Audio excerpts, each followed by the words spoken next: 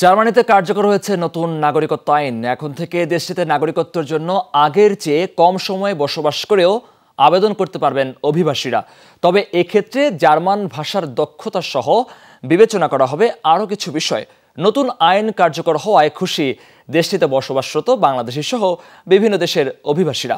Germany থেকে সহকর্মী সামিরা সেতুর পাঠানো তথ্যচিত্রে ডেস্ক রিপোর্ট।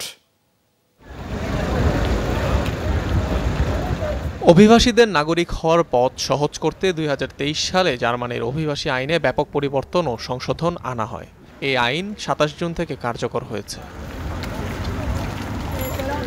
নতুন আইনে নিজ দেশের নাগরিকত্ব বহাল রেখে জার্মানির নাগরিক হতে আবেদন করা যাবে। যে কোনো অভিবাসী ৮ বছরের পরিবর্তে মাত্র ৫ বছর বসবাসের পরই নাগরিকত্বের আবেদন করতে পারবেন।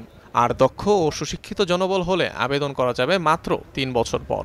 সেক্ষেত্রে জার্মান সমাজে অন্তর্ভুক্তি, দেশটির মানুষ ও সংস্কৃতির প্রতি শ্রদ্ধা থাকা সহ জার্মান ভাষার দক্ষতাকে গুরুত্ব দেয়া হবে। এছাড়াও বৈধভাবে বসবাসরত অভিবাসী বাবা মায়ের জার্মানিতে জন্ম নেওয়া সন্তানরা শর্তহীন নাগরিকত্ব পাবে।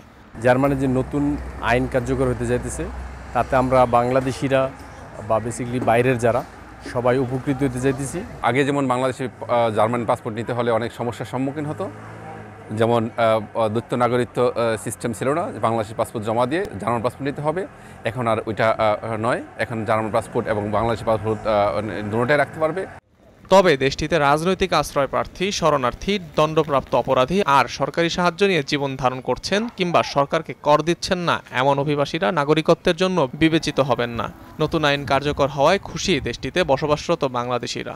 পার্মানেন্ট জব নেই, ভাষার সার্টিফিকেট নেই, অথবা ভাষা শিখেন নাই, অথবা জার্মান সংস্কৃতির সাথে নিজেকে মিশাইতে পারেন নাই বা নিজেরা মিশতে পারেন নাই, ঠিক এরকম যারা আছে তাদের ক্ষেত্রে আসলে জার্মান নাগরিকত্বের ব্যাপারটা একটু কঠিন হয়ে যাবে।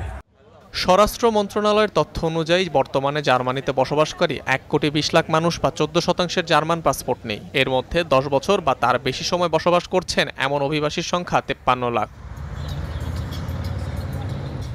অনিক রহমান, যমুনা নিউজ।